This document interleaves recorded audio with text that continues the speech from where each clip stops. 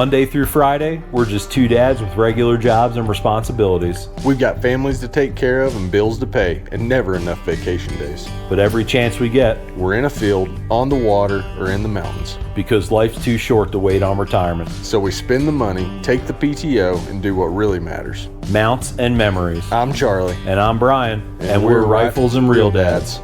Now let's go burn some PTO. Like and subscribe. Say it. Say it.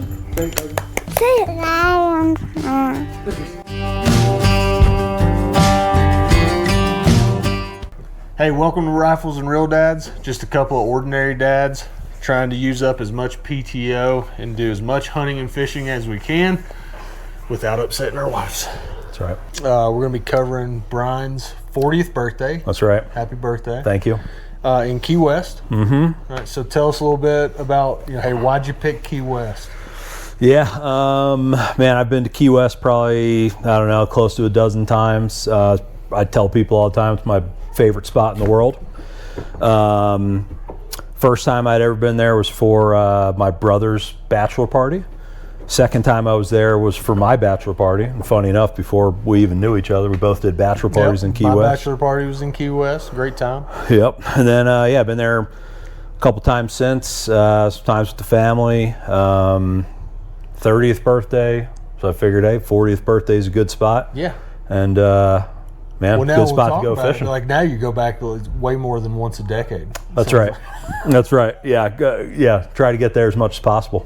That's good. Mm-hmm. So who'd you go with? Who was the charter you ended up going with? Yeah, so it was me and Annie, and then my buddy from high school, Niv, and his wife, Melissa. And we went with Koko charters out of Stock Island, Captain Chris and mate Corey. And it was great, man. We had a great time. Shout out to Captain Chris and Captain Corey. What was the name of their charter? Koko. K-O-K-O. Yep. K-O-K-O, yeah. I think we'll see some of those. That's right. Some of their branding on the boat throughout the video. Yeah. So how would you compare that to some of the other charters that you've fished with in Key West? Yeah, so this would be the third time that I've fished with a charter out of Key West, and the first two were comical, but a little bit of a joke. So, first time was a joke because you guys didn't catch any fish. No, we did okay. Just man, I love Key West for a lot of reasons, but there's a lot of weirdos that go to Key West, and we had some we had some interesting captains while we were down there. That's fair. I won't name names or anything, but yeah. So I'll tell real quick about the first couple trips. So the first charter I went on was for my bachelor party, and we were out drinking, getting ready to go back to the hotel, getting up the next morning to go fishing. And we're in a cab going back, and we're telling the cabbie that we're going out fishing the next day. He just starts laughing at us, and he's like, "You see the trees outside and how much the wind is blowing?" He's like, "You guys ain't going out fishing tomorrow?" And we're like, "Oh God, man, okay, well that's disappointing." Yeah. He later in that drive showed my brother a picture of a really nice bull mahi, and my brother looks at it and he goes, "What's that, a catfish?" So everybody had a good laugh at that story. Yeah, so anyways, we go out the next day. Channel cat. A big old green channel cat. In the Gulf. That's right. So we go out the next day. The captain did not cancel, luckily. It was rough, and I'm really surprised nobody got sick on the boat. There were only a handful of boats out there, but yeah, we went out. We did okay. We caught a couple mahi. We caught barracuda. It was enough to bring to a restaurant and have them cook up for us, but that was about it. That's cool. So you guys caught the fish on the boat, and then you were able to take it to a restaurant there right in Key West, and they cooked it up. That's neat. There's a lot of places to do that. It's pretty cool. But my favorite story about that guy is we get to the dock, and we're standing on the dock. He's standing on the back of the boat. He's kind of telling us, what we're going to be doing for the day. And he didn't have any electronics on the boat. It's a pretty old boat, but he has a handheld Garmin GPS with his, so he knows where he's going. That's all you need. Yeah, and as we're having a conversation with him, he takes the back cover off of the GPS, slaps it on his hands to get the batteries out, and then just throws them right into the ocean at the dock. and where everybody's just kind of staring at each other. So, yeah, so that was the first experience. Second experience doing a charter down there was a couple years ago. My brother organized the trip with a bunch of his friends, and I came down at the last minute. And yeah, we had a great time, but the guy was a little bit of a wild card, and the captain was a little bit of a wild card. Tell me about that. Yeah, so we fished all day. It was pretty slow most of the day. I think we caught one bonita, and then later in the day, he found a school of mahi, and we ended up killing it. We caught probably 25 mahi and brought back. So it ended up being a good day. Yep. I was very interested in bringing all the fish home. I brought a cooler down with me. I was ready to go. On the drive back to the dock, this guy tried to sell our fish 2 different times. He pulled up behind, I'm not kidding, like a massive like freight ship, and he's like, hey, go grab one of those fish and hold it up like you want to sell it to him. I'm like, what are you talking about? So then he goes, all right, fine, take the wheel. So I grab the wheel. He grabs one of the fish out of the box, and he's literally, I mean, this thing looks like a skyscraper next to us, and he's like holding the fish. And I'm like, how are you even gonna get the fish up to it or get the money for it? It made no sense. Anyways, that didn't happen. But then he ends up calling. Like you didn't sell the fish. We didn't sell. Well, not to that guy. Yeah, no. Then he calls his cousin to see if he wanted to take some of the fish, and the whole time I'm like, man, like I want to take the fish. I got coolers. Yeah. Then there was then as we're driving back again, my brother made all these arrangements, so I thought everything was set. He starts telling me how far out we went and how expensive the gas was, and was asking if we could like chip in a little bit extra. I don't even think this guy was a licensed captain, if I'm being honest. It was like a friend of a friend situation that my brother found. Yeah, I went on one of those in Key West too, a friend of a friend situation. But the guy was not a wild card. He was great. Yeah, he did some bouncing at some of the bars in Key West. Took us on a little offshore trip, and it was a near shore trip rather. We caught some Spanish mackerel, but yeah, I'm not sure if he was a licensed captain or not. But we had a great time. That's good. Yeah. Yeah, we ended up okay on that trip. When we got back, again, we wanted to take some of the fish and go to a place to get it cooked up. And there's a bar down there called Dante's, which is pretty famous, and they have they can do all that. And he like wanted to hang out with us and was like, well, where are you guys going? We're like, I don't know, probably Dante's. And he goes, I'm banned from life there. I can't go to Dante's. So that was kind of the end of that story. He did end up going to a different restaurant with us and have a couple beers. And then after stressing to him many times that I wanted to bring this fish home, he finally says, okay, well, I'm not going to fillet it up now. I'll give you my wife's phone number. You can on your drive back up to Fort Lauderdale to fly home. She works at a bar on the way. I'll tell you where it's at. You could stop and pick up the fish on the way back. Yeah, everything made a whole lot of sense with that. So, funny enough, later that night, we're out at the bars drinking, and my brother gets a call from his wife asking if she knew where this guy was. So he's not at Dante's. He's not at Dante's, and he's not with us anymore. And to my surprise, we stopped at this bar, and as soon as we walked in, it was like a very locals only dive bar. Oh, yeah, love those. We walked in, and the lady behind the bar says, "You must be here to pick up some fish." And we got some fish and we went home. So I guess everything turned out all right, but it was an interesting experience. It's definitely interesting. I mean, that kind of like sums up Key West. Yeah, that's right. Too. That's right. Okay, so this experience, a little different. Sorry if you can hear kids screaming in the background. Hey, this is Rifles and Real Dads. We are both dads. Our kids are down playing in the basement. Periodically, we're going to have to go check and make sure everyone's still alive. It's fun. Yeah, our wives are off having fun, but we're the responsible ones. We're watching all 5 kids. No big deal. Making a YouTube video. That's right. Yeah, totally fun. Totally fun. Okay, so this charter, a little different experience. Yeah. A little more professional. Yep. Chris and Corey. They knew what they were doing. Yeah. And we'll jump into some of this throughout the video, but great Mahi day. Great Mahi day. Mahi day. Caught a trophy. bull mahi. Yep. Yeah, so that's pretty cool. Yep. Annie was super excited about you getting that mounted. That's right. Yeah. Yeah, She's still super excited. I got it mounted. Yeah. So I found their charters online. I reached out to a few people, and man, Chris was very responsive, and like went in depth on his answers. So I seemed like it was he was just really on top of his game. So I'm glad. How'd you find Chris? Fishing Booker? Yeah, through okay. Fishing Booker.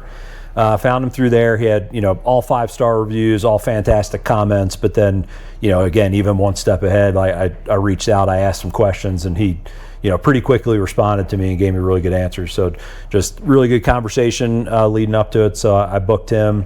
And yeah, we went out that morning, the four of us, and pretty much we went out. We didn't go too far. I don't know how far, but probably 20 to 30 minute cruise out. Okay. And then almost immediately hooked up. And obviously we were there for my birthday, so everybody said, "Hey, go reel in the first one." And to my surprise, it was a nice size mahi, by far biggest one I've ever caught. I've caught a bunch of mahi, but they've all been small to medium size. So. Yes, good size mahi. Yeah, it was good. So yeah, reeling it in. I think Chris saw it jump at one point and kind of made the comment, "Oh man, that's a pretty big one." So I was pumped up. So we get it in, we gaff it, throw it in the box, and right away, what's going through my mind is, man, should I measure this thing to get a fiberglass mount replicated? And so yeah, I'll cut to the end game. We we fished the rest of the day. A bunch of small to medium sized mahi. This was by far the biggest. The whole time as we're kind of hanging out in the area of the boat where there's some shade and we're waiting for some action to happen. He's got some stickers up on the wall, and one of them says, "Ask your captain or your mate about Gray's taxidermy. Perfect. Preserve your memory," or something like that. So I'm thinking, I'm like, man, I got to measure this fish and Yep. see what's going on here. Absolutely, as any good angler would. Yeah, absolutely. yeah. So we get back to the dock as this is running through my mind all day, and Chris goes, as he's getting them out, I'm looking at it, and he goes, "Man, that would look pretty nice on the wall," and that was about all it took right there. So yeah, he did all the stuff for me. He he's like a broker or whatever for Gray's taxidermy. So, took the measurements, weighed the fish, filled out some paperwork for me. I paid him the deposit, and then about a month later, actually, which I couldn't believe it was that quick, I was able to pick it up at Gray's taxidermy, which that'll be a story for another time. But yeah, that's really cool. Yeah, because they gave you a tour. And yeah, everything. it was pretty neat. Yeah, definitely. Good story for another time. Yeah. Fishing out of Key West, fishing in the Gulf. Not too far out, but 20-30 minute boat ride. So I noticed a lot of rods set up. So you get 4 people fishing, right? Yep. You had the first mate and the captain. Yep. So 4 people fishing though, but in the middle of the boat, you see in the video that there's 4 or 5 trolling rods in the middle of the boat. Yep. You got 1 rod to the right side of the boat, and then there's I think another rod to the left side of the boat. And how do they keep from getting all those rods and lines tangled? Yeah, so he's got. I'll talk about the boat in general. So it's a 41-foot lures. So they, had like the main cockpit area, cabin underneath with a nice bathroom. An area in the shade to hang out, and then captain was up top driving the whole time. And then he's got 2 outriggers on the boat. He's able to flip those out. So he was running 2 of the rods off the outriggers. Then he had a third off of the center shotgun going out far, and then he was running 1 off of the downrigger. So that was able to keep everything spread out and avoid being tangled. Yeah, that's Plus cool. he had a couple teasers going off of the some squid teasers going off of the outriggers. So talk to me as well. about the squid teasers. What that's different type of artificial bait to help attract fish, but how do those work? Yeah, so they were probably 6 to 8 inches long each, and then they were in a string of 5 or 7, hooked to some mono, I guess, and they didn't have any hooks on them, but just create some more noise in the water, some more action going on. And then the captain up top, controlled those the whole time. So as soon as we'd hook up with something on one of the other lines, he'd quick reel those in, get them out of the way. And then depending on how many we hooked up with, we'd, all come down and fight a few. There were a couple times where we were all 4 of us hooked up. Yeah, that was sweet. And then, and then if we'd only get 1 or 2 on, then we'd start reeling in. And then, Corey would work on clearing the other rods out of the way. Yep. Nice. Yep. Yeah, it's neat. And so another question I had is, when you're trolling, right? Most of the time, you guys were fishing conventional reels. I saw you switch to spinning reels. Yep. What was the purpose of that? Yeah, so that was when there were a couple times where we got into schools of mahi. So the whole time we were trolling, near weed lines or big weed patch. He'd kind of troll right around the edge and just, bait eating on that stuff, and then mahi going after those. So, it creates just a lot of life underneath these things. And so we'd get into a couple times where there was, a school of, I don't know, 20, 30, 40 mahi. And he would, we'd take the spinning rods and we'd pitch those out with baits on them. And try to catch them that way. So the spinning rods were just a little bit easier to kind of pitch it out. Pitch out versus like dealing with the conventional. With the conventionals, rod. yeah. That makes sense. So that was cool. It was interesting. That the story I told earlier about fishing with that one captain. That was kind of the same. Yeah, wild card. That was the same thing. We were pitching to them, and we were just catching them one after the other. The first school we ran into, they were just not hungry. Corey was throwing out chunks to them because typically you'll throw out some chunks, you'll throw a big handful out, but then you also throw out chunks with a hook in them, sure. Right? And then they'll eventually eat the one with the hook. Man, he was throwing these chunks out, these freebies, and they weren't interested. It was really weird. Leave them back about right there. Okay. So we hook another one. Cool. Hook another one, but try not to get them too close. Okay. Unless he's swimming under the boat. Keep tight, got it. You gotta do what you gotta do.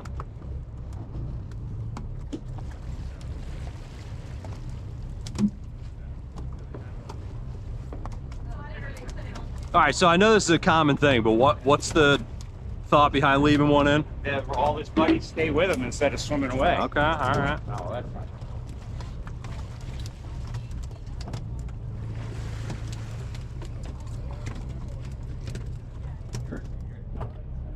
Even after eating those free ones, they didn't hang out. Oh, back to the packs. But then later on in the day, we had another school where we reeled in a few of them by doing that. Yeah, it was hot, right? You can see the mahis coming in as you guys are reeling in, and you're leaving one mahi in the water, the other mahi are swimming around that one, and as fast as the first mate's name again, sorry, Corey. Fast as Corey can get the hook out and get him into the boat. That was some pretty incredible action. Yeah. What's up, dude? Future angler. Hunter, right here, Mr. Bodie. Don't be envious of his haircut. So, cool. You gonna be in the video for a minute? I can't do this. Yeah. See that? No, that's Daddy's. You can't have that. You can't have that. Okay. No Topo Chico. No Topo Chico for you, sir. Not yet. One of these days, though, we'll be on a boat in the Gulf. Oh yeah, we ripped some beers that day. All right, cool. So we talked about switching from conventional setup to spinning. And then after that hot bite right at the end, that was kind of the end of the trip, right? Yeah, I think things were slowing down at that point. Yeah. So how many mahi did you end up catching on the trip? Man, 20 or 21, something like that.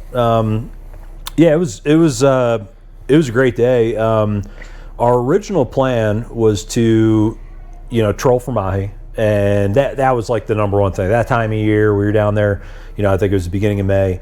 The mahi bite's typically on fire. I think he said, there was a chance at some wahoo, there was a chance at some blackfin tuna, maybe a sailfish if we got lucky, but mostly it was for the mahi.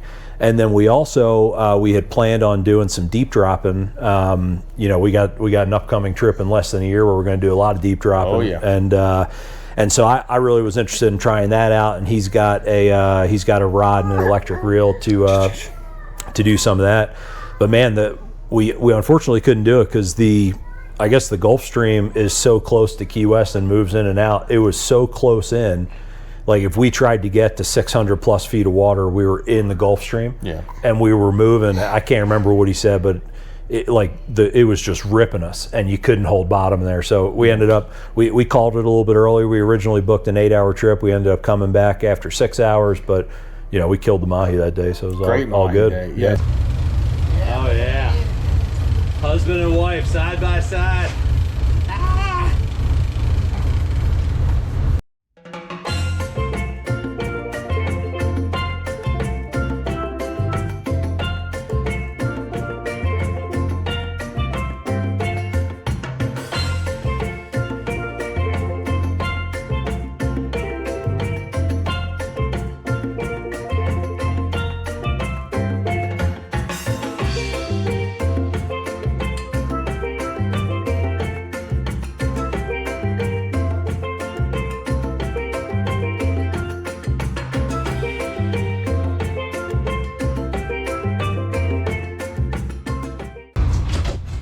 That's how it's supposed to work. Yeah.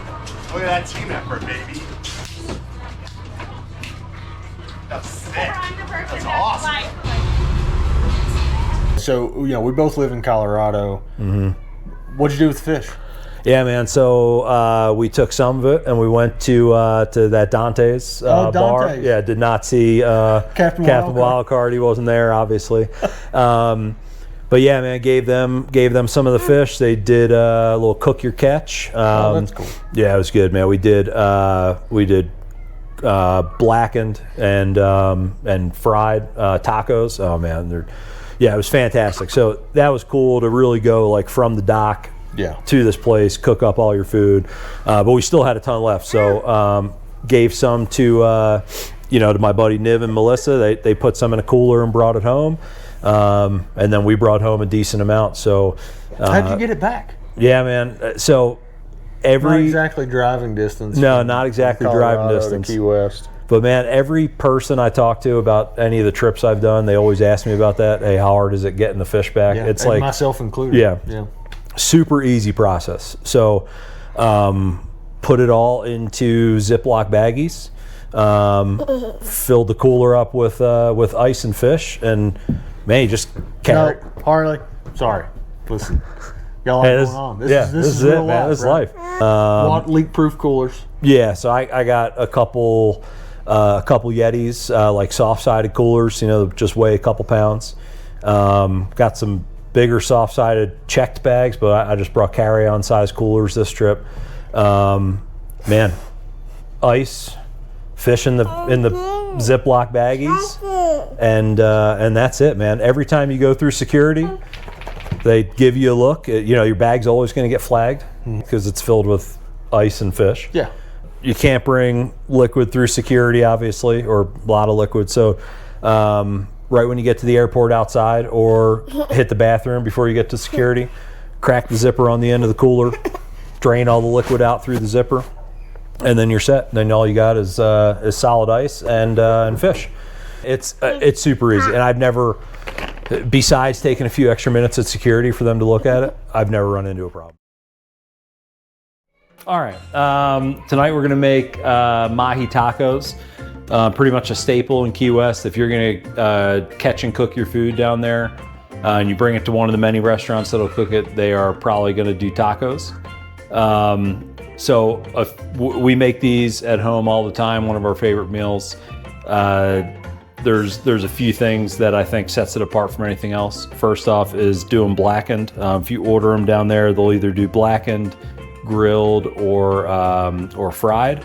They're all good, but blackened's probably our favorite. So this is just a blackened blend. When they fillet them up, they should cut out the bloodline, so you already end up with pretty thin pieces. Then it's pretty easy to chunk up. So you can go as liberal as you want on the blackened seasoning.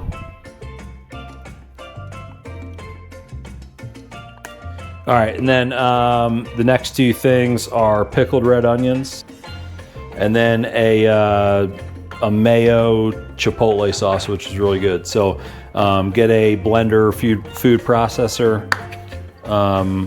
You probably want to do, I'm just going to eyeball it, but I don't know, half a cup, 3/4 of a cup of mayo. Get some chipotle peppers in adobo sauce.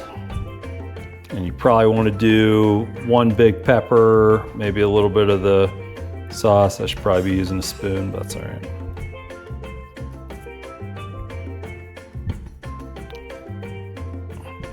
Yeah, maybe like 2 peppers or a big one and a small one.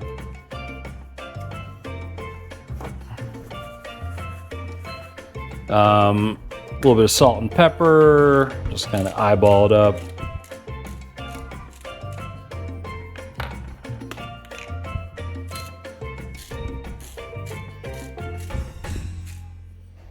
And then you want to do some lime juice in there.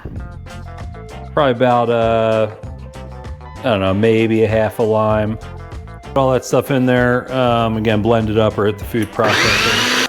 All right, that looks great. That's kind of the color you're looking for. If it's too dark, add a little bit of mayo. If it's too light, you can add some more peppers. All right, so what's great about this meal is you make these pickled red onions. These will last for a few nights at least, and can last in your fridge for a while. You make this sauce, which lasts for a few nights. So you got, you have several nights worth of stuff. These are the 2 most complicated things to make in the whole meal, and yeah, you got a couple nights worth of dinner. Okay, we got the blackened mahi, and then after that, it's pretty easy. Hot pan, olive oil or whatever you want to use. Couple minutes on each side.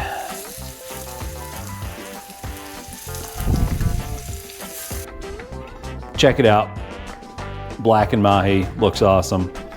So a little bit of sauce. Again, there's a bunch. It'll last you for a couple days. Piece of mahi, some pickled onions,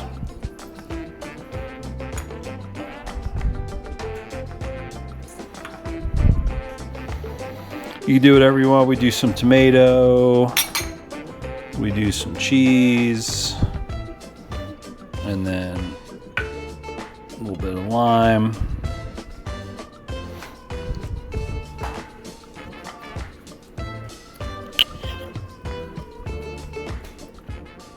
Thanks for running us through, the Mahi extravaganza of Brian's 40th birthday. Yeah. What other trips you got planned in the near future? Yeah, man.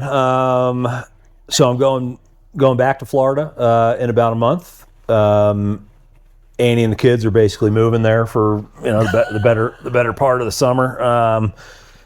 Doing Disney and all sorts of stuff, but Living in Disney. just living in Disney. Yeah, but we're going back. We're doing a couple days in Disney. We're doing a cruise after that, and then man, I can't stay away from Key West. So just the 4 of us are going back to Key West. We're going to go out fishing with Captain Chris again on the Koko, and then I'm going to try a flats fishing trip while I'm down there. So the trip with Captain Chris was so good, you already rebooked with him? I already rebooked. Yeah, Nice. man. Yep. Yeah, that's exciting. It was great. Yeah, I wouldn't hesitate, booking with him anytime I'm down there. Nice. Shout out to Captain Chris and Koko Charters. So, Yep. yeah, good stuff. Woo! All right. We'll see you next time.